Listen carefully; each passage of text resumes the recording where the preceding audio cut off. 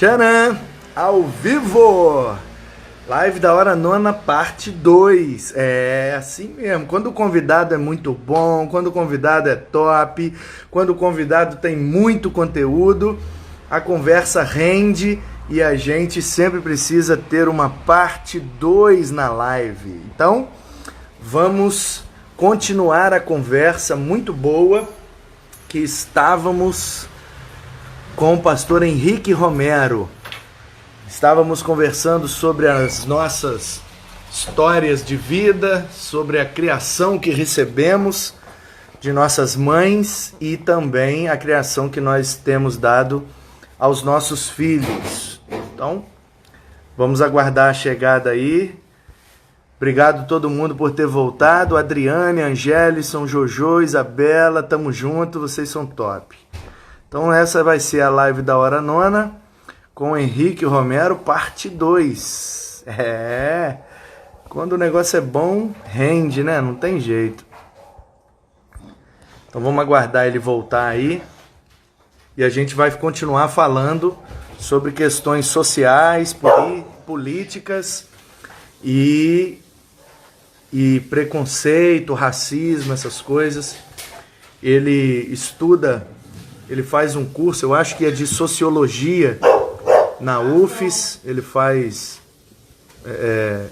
essa faculdade, esse curso, né, lá na UFES, e ele certamente vai ter uma reflexão boa para contribuir com a gente aí nesses assuntos que estão aí em evidência agora, questão do racismo e todas as outras questões de preconceito.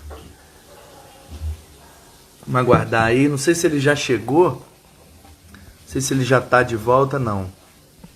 Daqui a pouco ele está entrando aí. Só um minutinho, pessoal, que a gente vai continuar a conversa e estava muito boa. E acho que agora essa parte 2 vai ficar melhor ainda. Então vamos aguardar. Pastor Henrique Romero, que foi para o seminário com 18 anos e já está com 18 anos de ministério. Fala, Marcos, tamo junto, pastorzão. Um beijo aí para Piuma. Tamo junto. Mary Clay, obrigado aí, pessoal, por nos acompanhar, fazer parte dessa live. Essa é a live de número 80, se eu não me engano. Se não me engano, hoje é a live de número 80. Desde o início da pandemia a gente está fazendo live todo dia e cada dia melhor do que o outro. Vários convidados da música, do púlpito, da Bíblia, coisa boa. Muita gente boa já passou por aqui e muita gente boa ainda vai passar por aqui. Amanhã teremos a presença de Luiz Saião. Ah, Angélico, se você conheceu ele novinho aí em Anchieta, né? Que legal, cara, que legal. Ele contou mesmo que pastoreou aí em Anchieta um tempo, lá na congregação de Nova Jerusalém. Obrigado, Adriane. Dou um abraço na Ana, sim. Valeu.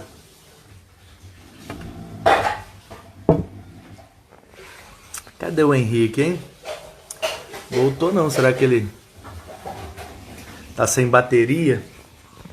Essa turma que tem iPhone já viu, né? Fica sem bateria direto. Luiz Saião. Luiz Saião amanhã aqui na live comigo. Aí vai rasgar a taioba da teologia, da tradução bíblica, escatologia. O cara é bom demais e ele vai falar aqui pra nós tudo isso. Live da Hora Nona, amanhã com Luiz Saião. E hoje com Henrique Romero. Entrou aí, então. E vamos continuar o nosso papo que estava bom demais. Opa! Estamos de volta. Vamos aí. Então, cara, fala aí para mim sobre essas questões sociais, essa coisa do racismo agora, qual é a leitura que você faz disso, qual é a sua percepção e qual é o curso que você faz na UFES? Eu falei que é sociologia, é isso mesmo? Isso, o curso que eu faço é Ciências Sociais Ah, tá. Ciências sociais no Brasil é dividido, você sai como antropologia, sociologia e ciência política. Então você tem essas três ramificações. Das três, eu confesso que a antropologia eu tenho um diálogo, mas não me aprofundo. A ciência política eu já tenho um enamoramento, mas eu me casei mesmo com a sociologia. Mas você sai com essas três áreas: antropologia, sociologia e ciência política. Eu pego, se Deus permitir e o corona deixar, eu termino agora esse semestre, né? Provavelmente não vai terminar, porque a UFES parou o semestre inteiro, mas semestre que vem, se Deus quiser, eu termino. Cara, Manu, falar sobre racismo é uma coisa assim. Te parabenizo em você dar essa possibilidade de a gente conversar sobre isso, porque ainda é um assunto pouco falado nas igrejas, ainda é um assunto pouco tratado nos nossos púlpitos, ainda é um assunto pouco pautado nas lives. E aí, se você me permitisse, assim, a gente precisa entender o seguinte, agora falando enquanto evangélico e enquanto batista. A nossa história é uma história de racismo, né?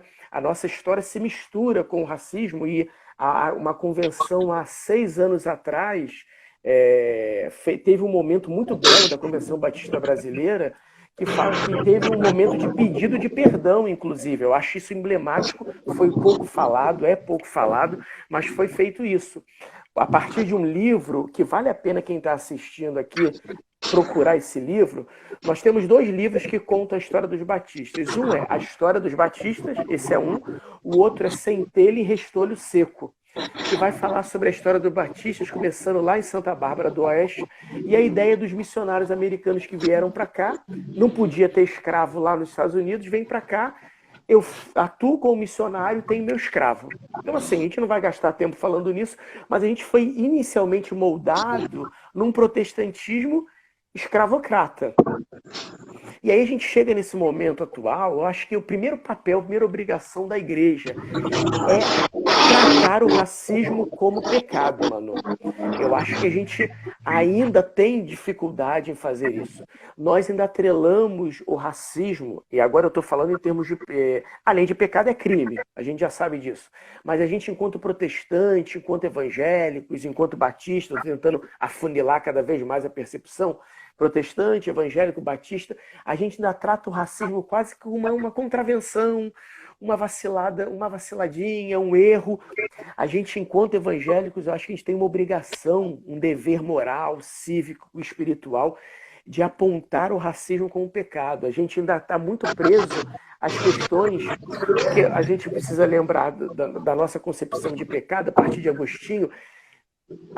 Nosso pecado é muito ligado à sexualidade, né? Então transou antes do casamento, usou droga, matou, roubou, adulterou, é pecado.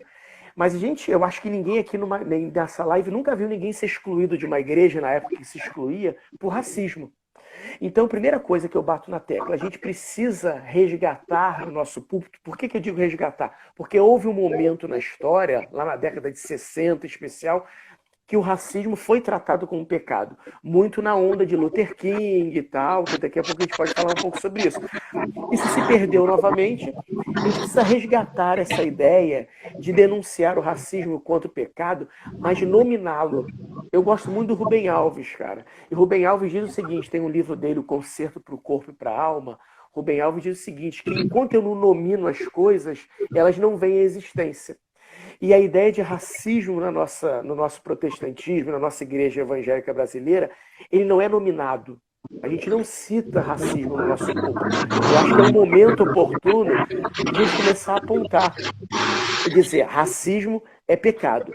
Ontem eu participei de uma live com a PIB do Grajaú, e aí o pastor me fez uma pergunta que eu já vou emendar, se você me permitir. Ele falou assim, tá, se você pudesse dar um conselho para mim, enquanto pastor, como é que eu trato isso na minha igreja? Aí eu falei, tá, a primeira coisa é entendê-lo como pecado, mas eu acredito muito na visão da Djamila, a Djamila Ribeiro, que quem está a fim de descobrir e estudar sobre o assunto, Djamila Ribeiro trabalha o racismo como racismo estrutural, a ideia de um racismo, ou seja, não é o Henrique tão somente que é racista porque olhou para alguém de cara feia, porque foi preconceituoso, o racismo está na nossa estrutura enquanto sociedade. Por isso, Djamila fomentou muito a ideia do racismo estrutural. E aí eu entendo o seguinte, se o racismo é estrutural, eu entendo que eu preciso trabalhar nas estruturas. Onde eu quero chegar com isso? Eu entendo que, por exemplo, eu no púlpito denuncio, racismo é pecado. Eu, na classe de discipulado, além de eu dizer que não pode matar, roubar, adulterar, fumar, eu preciso apontar e mostrar de fato, trazer a existência, exibir, escrachar, denunciar. Só que eu não posso só fazer isso, porque senão eu continuo mudando os indivíduos. Porque eu, inclusive, creio o seguinte, mano, que um racista, ele só deixa de ser racista, ele pode ser preso, mas ele continua na prisão sendo racista. Então eu creio muito na obra do Espírito Santo mudando essa pessoa. Só que se ele é estrutural, eu preciso mexer na estrutura. Hoje, na minha igreja, e tem membro aqui da minha igreja que vai poder confirmar isso, eu acredito que uma grande possibilidade de mudança é começar lá na estrutura, é no ministério infantil. É colocar a bonequinha preta para as crianças brincarem. É mudar os nossos cânticos que falam que o pecado é pretinho e vai ficar branquinho. Ou seja, se o racismo é estrutural, eu preciso mexer nas estruturas. Não adianta, embora seja válido eu denunciar o pecado e tem que fazer, eu falar isso na minha classe de discipulado, eu mudei, através da obra do Espírito Santo, mais um adulto, mais um homem. Só que eu preciso entender que, enquanto estrutura, eu preciso mexer na base. Eu sou extremamente esperançoso, já que a igreja tem uma possibilidade e uma responsabilidade didática, pedagógica, andragógica, de nós mudarmos a partir das nossas crianças.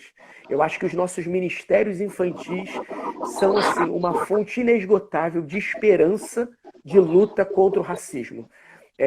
Eu volto a dizer, eu só acredito num racista mudando, ele vai ser preso, mas agora eu estou falando enquanto cristão. Além dele ser preso, é obra do Espírito Santo. Então, qual é a possibilidade estrutural? É na minha classe de criança. A Fernanda estava aqui, não sei se ainda está. Ela me ligou domingo, foi batismo, foi ceia. Pastor, nós escolhemos os cânticos. E no final nós tiramos uma canção. Ela é linda, todo mundo canta, mas nós não vamos cantar mais nesse domingo Alvo Mais Que a Neve. Nós nos sentimos incomodados em cantar Alvo Mais Que a Neve, que o evangelho é uma coisa embranquecida, que o pecado é só quando você está limpinho, branco. Nós não vamos cantar essa canção. Eu falei, olha, belíssima a sua percepção. Eu entendo. Eu entendo que nem todo mundo que canta essa música está sendo racista. Mas eu acho que há uma proposta pedagógica da igreja de rever essas questões. E a minha esperança está lá na base, no Ministério Infantil. Eu acho que é uma ferramenta, é um parceiro nosso.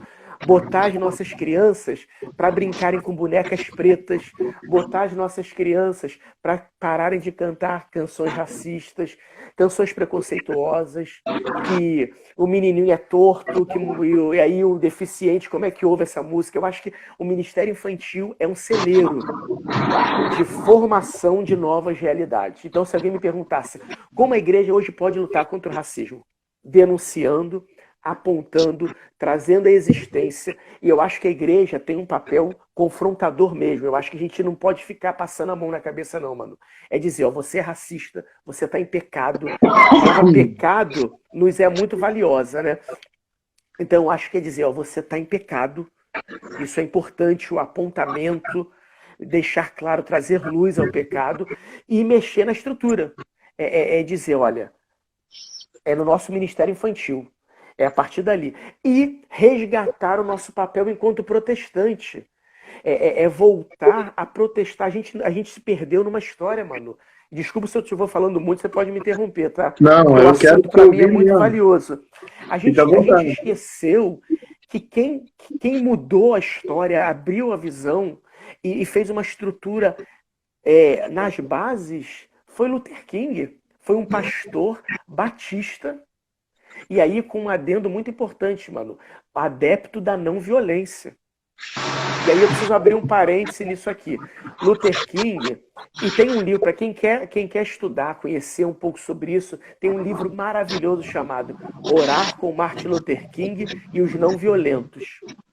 Orar com Martin Luther King e os Não Violentos.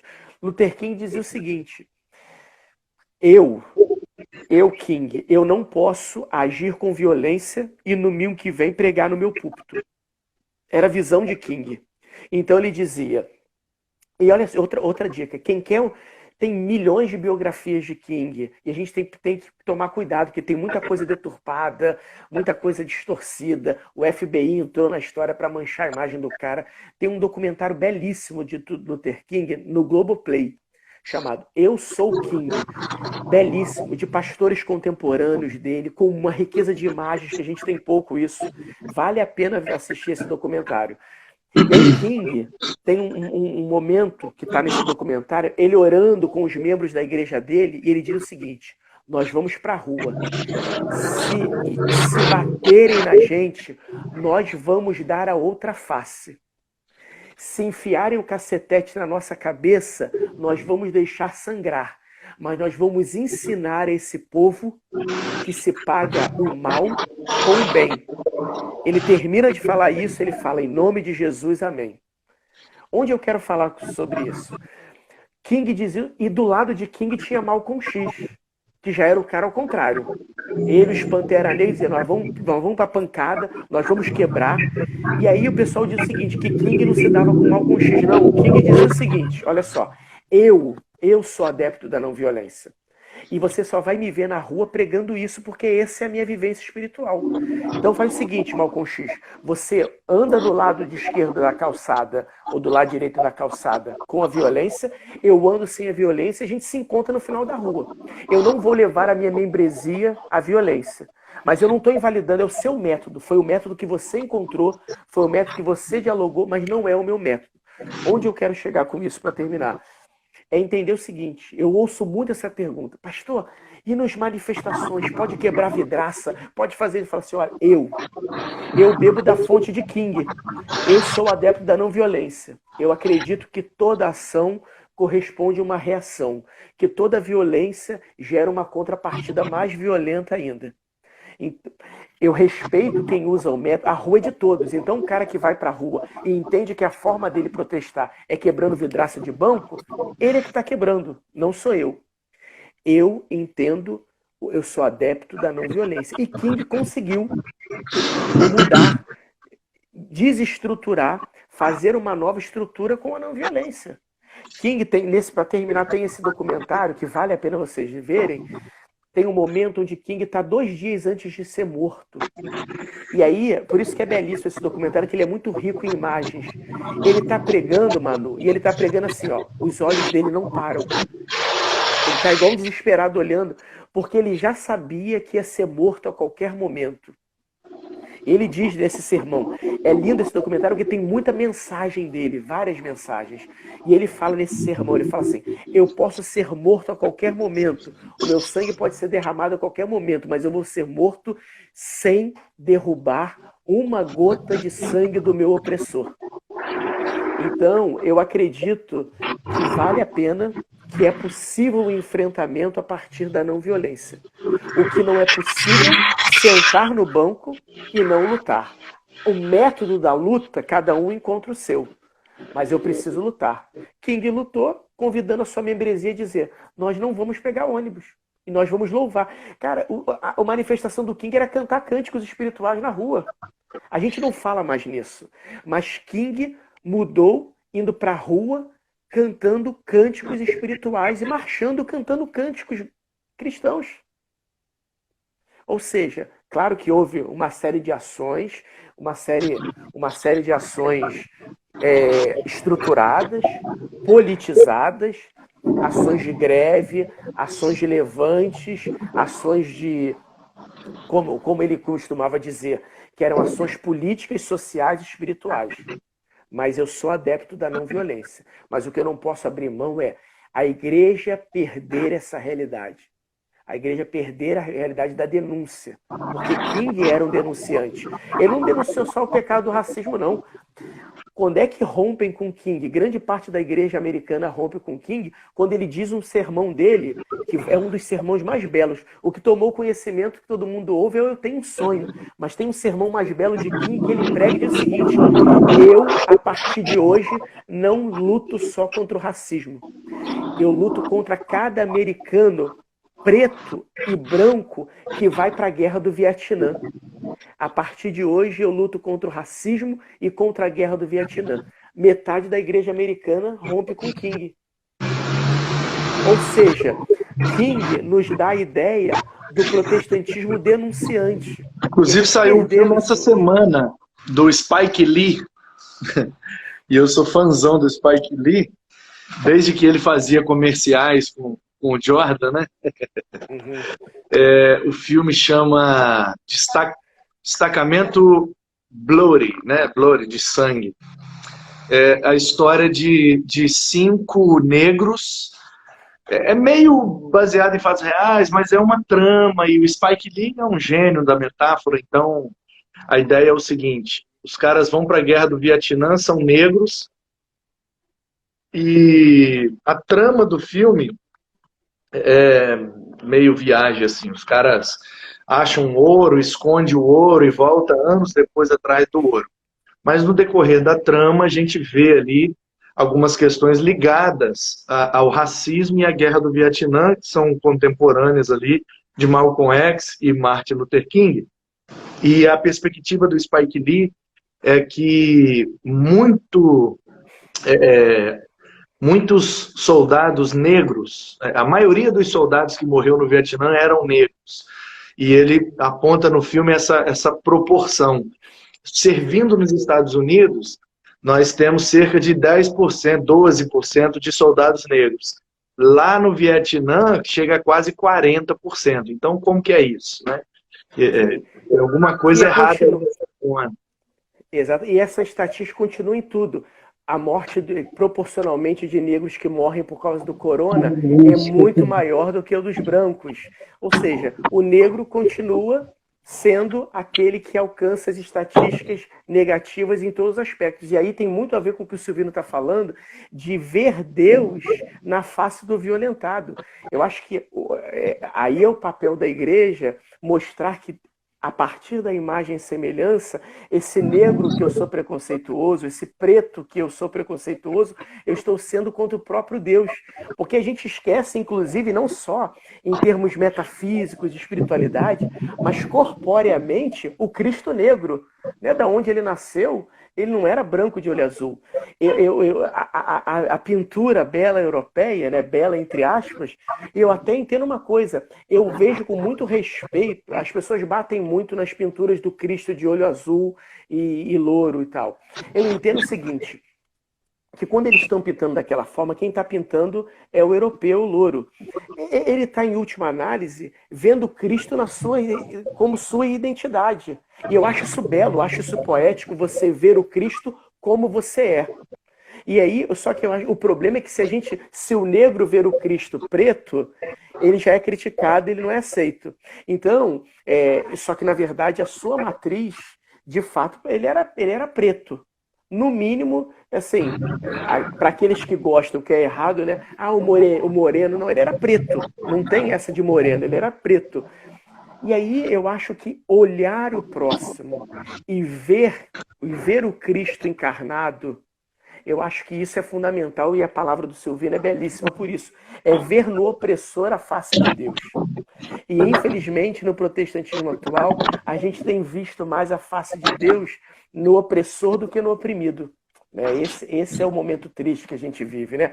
Aqueles que oprimem estão oprimidos em nome de Deus, estão usando o nome de Deus, estão se aproveitando do sagrado. Só que aí, mano, tem uma coisa que eu gosto muito de falar. Se você me permitir ligar a metralhadora aqui falando, ao contrário. É não invalidar o papel empoderador da igreja que acontece e não é visto com bons olhos. Isso eu brigo muito, por exemplo, lá na UFOS com amigos meus. Eu entendo que a igreja ela é racista. E por que a igreja é racista como um todo? Porque a igreja é uma estratificação social. A sociedade é racista, a igreja é por estratificação. Infelizmente, infelizmente, nós não somos uma bolha social. A sociedade é racista, a igreja como estratificação também é. Só que eu não posso esquecer que essa igreja que por vezes é racista, sim, e ela tem o seu viés racista na sua estrutura, e por isso a ideia da Djanila, da estrutura do racismo estrutural, essa mesma igreja também se apresenta em muitos aspectos, principalmente nas periferias do Brasil, como um lugar de empoderamento belíssimo. Um lugar de empoderamento que em outros lugares, em outras instituições não existe. Um exemplo, pego preto como eu, e eu posso falar com propriedade porque sou, é o chamado lugar de fala, né? Que dizem que eu nem concordo muito com esse negócio de lugar de fala. Depois, se der tempo, a gente quiser falar, a gente pode conversar um pouco sobre isso. Eu acho que esse é um engessamento muito delicado, esse tal do lugar de fala. Mas, enfim, o preto da periferia, que ele não... Vou pegar uma profissão que é nobre, mas é periférica ainda, infelizmente. Ele é pedreiro, ele é preto, ele tem que abaixar a cabeça no trabalho, o patrão branco grita com ele, o patrão branco explora ele vai trabalhar todo sujo de pedreiro, chega domingo na igreja, esse mesmo preto bota o seu terno, curtinho, pescando siri, mas ele bota o seu terno. Ele na igreja, ele tem mais voz do que o branco, ele é professor da EBD, mesmo falando errado, mesmo com as suas limitações. A igreja é um lugar de empoderamento que eu acho que a gente precisa validar, precisa atestar e precisa aplaudir. A mulher preta, que é desvalorizada na sociedade, nas igrejas periféricas em especial, ela é a irmã de oração que, se ela levanta a voz e diz, eis que vos digo, ela manda até o pastor branco calar a boca, e o pastor cala a boca e ela manda a revelação. Sabe? Eu acho que há um empoderamento preto nas igrejas, em especial nas igrejas periféricas, e isso é uma coisa interessante. A sociologia tem se debruçado e estudado muito isso, e acordado para isso. Que não é só um papel de a igreja racista, é porque é estrutura, é porque está estruturada numa sociedade racista. Mas a igreja, em alguns aspectos, ela é sim um fator de empoderamento, não só do preto, mas da mulher. As irmãs de oração são um fenômeno sociológico também que surgiu, e tem um camarada que estuda isso de maneira belíssima, da USP de São Paulo, do empoderamento da mulher das comunidades periféricas a partir do protestantismo. Tem um livro belíssimo chamado A Religião Mais Preta do Brasil, que é muito bom, é um livro que vale a pena a leitura para quem gosta do assunto. A Religião Mais Preta do Brasil, ele vai trabalhar isso. E tem um doutor em sociologia da USP que ele está trabalhando, estudando sobre o papel do empoderamento feminino nas comunidades religiosas periféricas. As comunidades religiosas periféricas, onde a mulher é oprimida, onde a mulher apanha do marido alcoólatra, onde a mulher é totalmente invalidada. Essas mulheres, na igreja, são as irmãs de oração. São as irmãs que têm a tendinha de oração e revelam, e falam em nome de Deus, e apontam até o dedo para o pastor e revelam em nome do sagrado. Onde eu quero chegar com isso? A gente tem uma áurea só de marginalização da igreja. A igreja é preconceituosa, a igreja é machista. Sim, ela tem isso tudo. Mas ela também tem um outro lado da história que tem que se olhar. Que é um lugar de empoderamento, que é um lugar de beleza, que é um lugar onde a mulher periférica é empoderada. Eu acho que isso também é importante e deve ser dito. E a gente fala pouco sobre isso. É verdade que quando a gente sai das igrejas periféricas e vai para as macros igrejas, isso ainda não acontece. A gente vai pegar as grandes PIBs, elas não têm pastores negros na sua maioria. Esses dias eu estava fazendo uma live falando sobre isso com o Tércio, da PIB de Maceió, eu dizia isso. O que eu me lembro agora é o Tércio, em Maceió, e fugiu o nome dele, de Niterói. Sim, o Laurindo. Laurindo. Laurindo, exatamente. Me ocorre agora só os dois. Tinha na PIB de Brasília, que me fugiu o nome dele também, Samuel. saiu. Não, Samuel? mas o Não, Samuel não era da PIB, ele era da Memorial, que lá em Brasília Memorial. é a igreja mais e tal. Memorial, isso. Aí o Silvino tá lembrando do Neil, mas vamos Mas o lembrar Neil que o não é Neil PIB, Neil não é PIB. o Neil não é A PIB. Betânia tá lá em Sulacap, ali já é outra parada. Exatamente, exatamente. Nas PIBs mesmo, as PIBs embranquecidas, nós não temos. Nós não temos. Mas aí o que acontece? É estrutural. Então, eu acho que a gente está aqui fazendo um barulhinho nas estruturas. A gente vai chegar lá. A gente tem, enquanto Batista, nós temos, por exemplo, um avanço. O nosso secretário executivo é um homem negro, né? Há mais de 30 anos, né? Há mais de 30 anos. Eu esqueci agora o nome de Sócrates, né? Sócrates. Sócrates, que se recuperou agora, graças a Deus, do corona. O Sócrates é um homem negro, é um homem preto há mais de 30 anos, que é executivo de uma convenção brasileira. Ou seja, a gente está dando passos. São pequenos passos, mas eu acho que a gente também precisa celebrar as pequenas vitórias. Porque se eu não valido as pequenas vitórias, eu não chego às grandes. Então eu acho que a igreja, ela comete falhas, ela comete desacertos, mas ela é também um lugar de empoderamento. E a gente está caminhando e vai chegar lá aos poucos, eu creio. Medo é muito E como é saudável. para você, cara, você como cristão, como pastor, frequentar o ambiente da UFES, dialogar lá dentro? Qual que é o desafio? Como é que é essa realidade, cara? Essa dinâmica aí Sim. deve ser uma pressão terrível e, por outro lado, deve ser uma oportunidade incrível, né? Sim. Cara, olha, agora há pouco entrou 2 amigos meus da UF, saíram, o Elbert e mais um. O Elbert está fazendo uma tese de mestrado interessantíssima sobre a comunidade LGBTQ. Ele é homossexual, assumido, é um cara que estudou comigo e a gente tem um respeito maravilhoso. Quando eu cheguei na UFES, eu cheguei com muito medo. Por quê?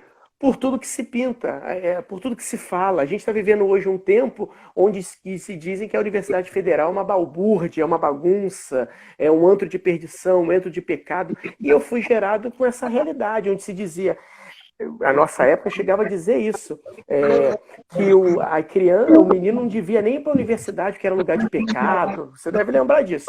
E eu fui para o curso de Ciências Sociais.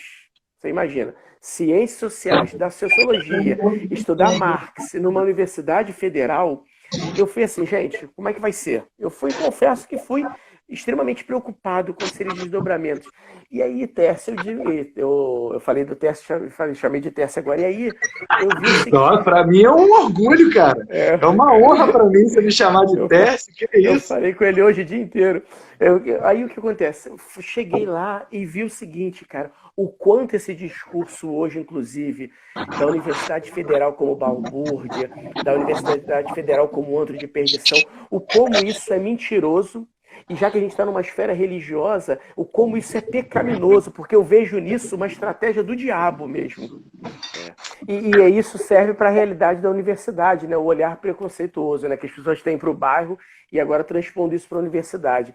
Eu cheguei com muito medo do que seria essa realidade universitária, por uma série de fatores, minha idade já avançada, como é que seria dialogar já com uma galera mais jovem, num curso extremamente estigmatizado, numa universidade extremamente estigmatizada e que sofre preconceito, que a Universidade Federal hoje sofre. E olha, mano, eu vou dizer o seguinte, foi tudo totalmente diferente. Eu, sim, sou respeitado enquanto pastor, sou ouvido enquanto pastor. Em Bento Ferreira, não sei se tem alguém de Bento Ferreira aí ouvindo, mas foi uma experiência onde eu trouxe os coletivos da UFES, por exemplo, o Coletivo Negrada, para participar de uma roda de debates dentro da... Você foi, eu acho que nesse dia, inclusive, dessa programação, na igreja de Bento Ferreira, não sei se foi nessa que você foi ou em outra. Eu fui em algumas, fui naquela vez que veio o menino Ariovaldo. Ah, sim, então não foi nessa não. Eu levei o Coletivo Negrada, que é um coletivo de negros da UFES, para falar sobre protestantismo e negritude na minha igreja, onde eles colocaram as posições dos coletivos negros. Ou seja, para mim foi um lugar de diálogo, foi um lugar de confronto, porque eu tive que sair do meu lugar de comodidade e dialogar com os diferentes, de entender os diferentes, de perceber as visões diferentes. Isso só melhorou a minha visão do evangelho. A gente precisa lembrar, se eu não me engano, foi Karl Barth que dizia que eu preciso ler a Bíblia com a mão direita e o jornal do dia na mão esquerda. E isso para mim foi preciosíssimo, em ler a Bíblia com a mão direita e os livros de sociologia e outros com a mão esquerda. Eu tive que dialogar com os diferentes. Eu tive que, para encontrar respeito, respeitá-los. Então, para mim foi uma experiência, tem sido, porque eu não saí de lá ainda, eu já estou lá desde 2014/2, e tem sido um tempo precioso para mim. Fiz amigos, na minha posse foi gente da UFES, foi ateu da UFES, foi homossexual da UFES, da minha sala estavam lá no meu culto de posse. Porque a gente. E estavam lá vibrando e falando, poxa, que bom, a gente conhece esse cara e sabe que ele na UFES vive isso tudo. Vive essa Legal. realidade pastoral. Na minha Então, posse aqui em Guaranhuns também veio padre, veio rabino, veio pentecostal, renovado, veio de tudo. E eu acho isso belíssimo. Então, eu fico muito triste quando eu vejo o governo falando que a Universidade Federal é balbúrdia. Ontem mesmo eu estava num grupo de pastores, aí o camarada colocou uma imagem emblemática do pessoal fazendo uma performance, todo mundo pelado, e um cheirando o ânus do outro. Aí eu falei assim, olha, cara, isso tá aí, aconteceu em algum lugar do Brasil. Mas eu vou falar da minha realidade. Eu estou há 5 anos na UFES e eu não vi ninguém andando pelado naquele lugar. Eu vi já gente fumando maconha, vi, como eu vejo na esquina da igreja, como eu sei que tem igreja, que no pátio da igreja tem jovem que fuma também. Cara, assim, eu tô nesse mundo, vai ter isso tudo, em tudo que é lugar. Mas para mim, nunca foi um lugar de desconforto. Foi um lugar de confronto, mas não de desconforto. Legal, legal. E os seus textos, cara? Essa sua observação da realidade, você ainda dirige? Que eu lembro que... Não, Não, né? dirijo mais, não. Mas que eu lembro que a maioria dos seus textos surgiam das suas observações no volante, né? Isso. Foi um tempo para mim, Manu, de muita alegria e choro. Foi o tempo que eu estava longe do ministério, né? Eu fiquei quase 2 anos sem pastorear. Foi um gap meu ministerial. Eu estava em Bento Ferreira, e se tiver alguém de Bento Ferreira vai confirmar isso. Eu entendi por conta própria. A igreja pediu para eu continuar, a igreja falou continua, o Washington, a diretoria reuniu comigo, e eu falei, não, meu tempo acabou. Mas por quê, pastor? Eu falei, senti de Deus, o negócio não está fluindo do jeito que eu quero, mas pastor, você vai comer o quê? Eu falei, não sei, Deus vai cuidar. Senti que meu tempo tinha acabado ali e fui embora. Fui embora, amigo de todo mundo, como membro da igreja, mas entendi que o tempo tinha acabado. E só sei ser pastor.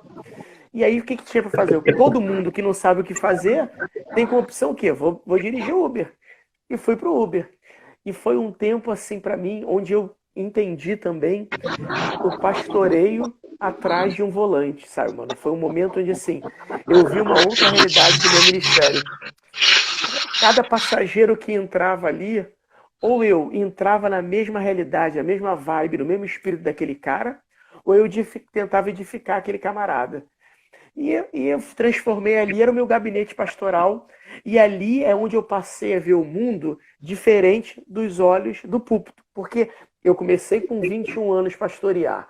Então o meu olhar sempre foi do púlpito para a membresia. No Uber, eu olhei de igual para igual a sociedade, sem o púlpito, sem a hierarquia. Os caras entravam e não sabiam que eu era pastor.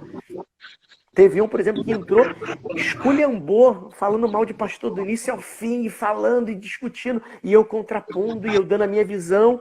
E aí ele foi discutir no final, na hora dele ir embora. Eu falei, cara, além de motorista de Uber, eu sou pastor. E ele tinha acabado de me elogiar em um monte de coisa. Ele ficou assim, eu sou pastor também. Mas você disse isso. Eu falei, mas quem disse que pastor não fala isso? Você está ouvindo meia dúzia de pastores televisivos e você está achando que pastor é esses caras. E não é. Teve um negócio aí, Henrique. Agora não mais, mas quando eu cheguei aqui em Guaranhuns e eu vim morar aqui, assim, de propósito, né? Porque eu preciso estar na comunidade para entender, para sentir e tal. E aí a galera, eu ia conversando e me apresentando. Ah, eu sou o pastor da Igreja Batista e tal. Aí ou o pessoal perguntava, você é o pastor da Igreja Batista? Aí papo vai, papo vem. Pô, rapaz, mas você nem parece pastor. É um baita elogio, né? Se bem interpretado, é um baita elogio. A que ponto nós chegamos, né, cara? Onde a pessoa nos reconhecer como sem parecer um pastor é um elogio muito doido isso, né? que a gente fez com isso, né? Mas aí, mano, eu comecei a ver o seguinte, a perceber as pessoas e perceber as experiências. Eu falei assim, olha, toda a minha experiência, toda a minha vivência é do púlpito. Deixa eu enxergar o mundo agora nessa outra realidade. E aí cada passageiro era uma história, cada passageiro era uma realidade. Eu vivenciei realidades religiosas, realidades vivenciais, enfim, foi muita história, muita história. A maioria eu escrevia.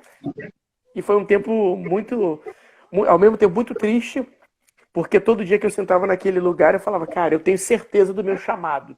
Eu entendo que meu lugar não é aqui, o meu lugar final. Mas nesse momento é aqui, então deixa eu fazer daqui o meu chamado e a minha vivência e o meu pastoreio. Mas foi uma luta, foi um tempo de luta com Deus, de entendimento, de críticas, de ponderamento, de choro com o Senhor. Foi a partir de uma opção minha, eu deixo o ministério, e o ser humano é assim, né? Transfere para Deus suas próprias mazelas. E assim, eu deixei e depois eu estava reclamando com ele porque eu estava ali. Então, assim, foi um tempo onde eu tive que me tratar em algumas questões e foi muito bom. E ali surgiu muita história, muita coisa assim, que marcou minha vida, me ajudou para o pastoreio também. Vivências, assim, experiências bem marcantes. Tem uns textos bem legais, eu acho, que surgiram dali. Pois é, a galera insiste, toda vez eu vejo lá nos comentários a galera insistindo para você lançar um livro disso. E aí, você vai lançar um livro? Eu acho, sinceramente, por exemplo, eu estou com uma ideia para fazer, poderia ser um livro, mas eu vou gravar uma série de vídeos. Uhum. Sobre a perspectiva que eu tenho do evangelho a partir da vivência no skate.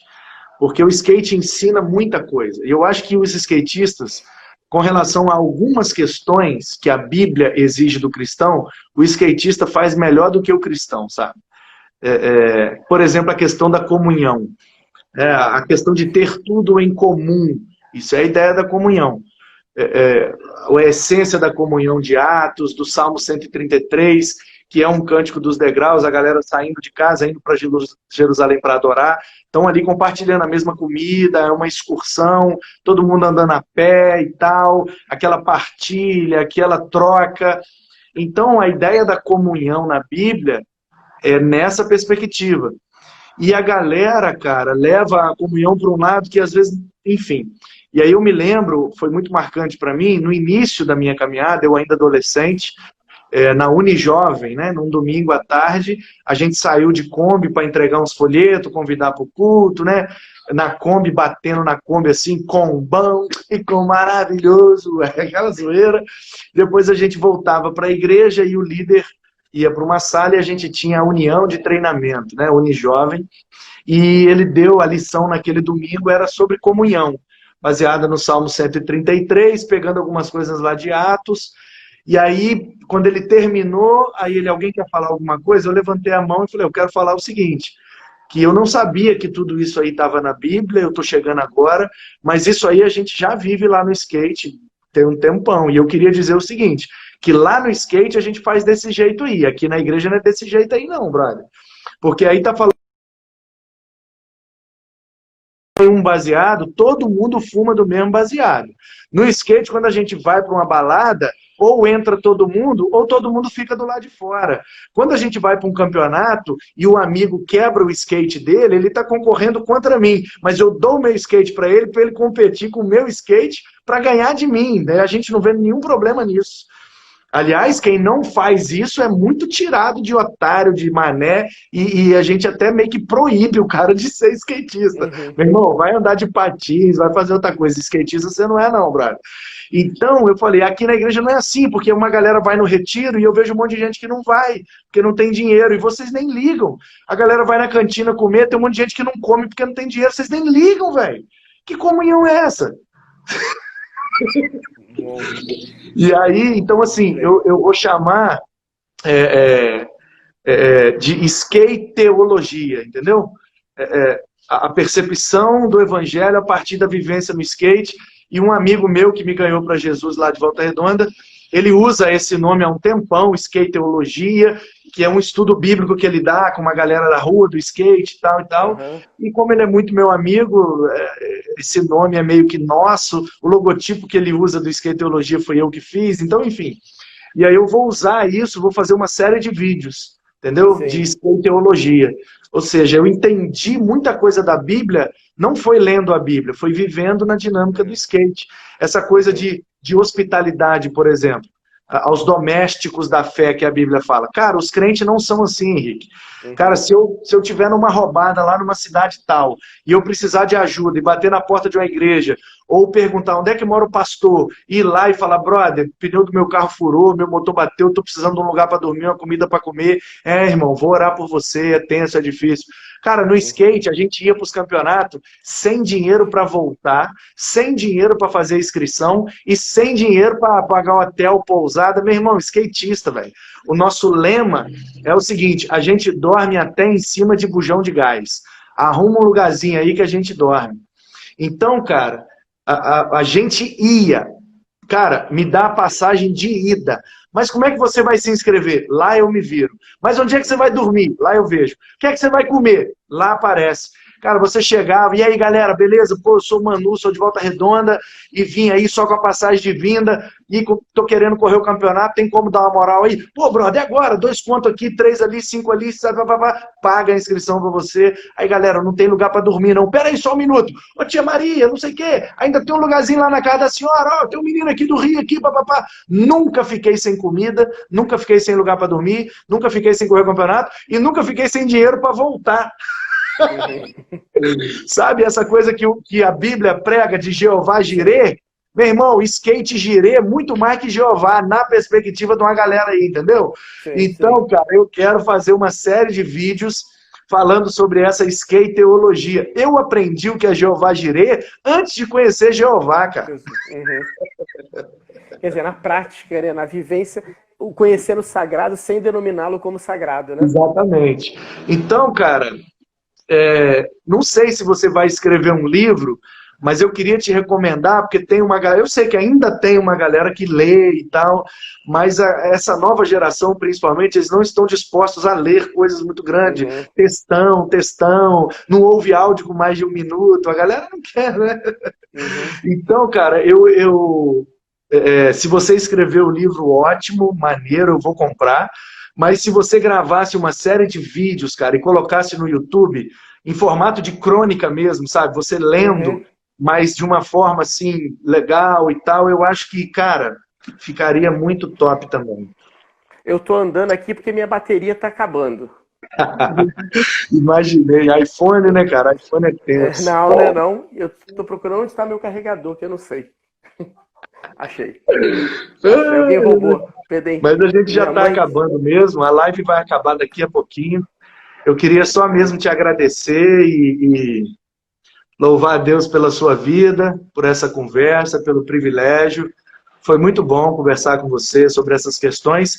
E essas lives, as duas, né? A primeira, que foi mais sobre a forma como nós fomos criados e como criamos nossos filhos, e essa segunda mais sobre tal. Daqui a pouco vai estar no YouTube, eu vou te mandar o link e a galera pode ver. Valeu, Henrique, muito obrigado, cara. Eu que agradeço, foi um prazer. Tamo junto. Foi top, valeu. Boa noite pro pessoal aí, Deus abençoe a todos. O amor do Pai, a graça do Filho e a comunhão do Espírito estejam sempre sobre nós. Deus abençoe. Amém. Boa noite para todos. Abraço. Boa noite. Tchau, tchau.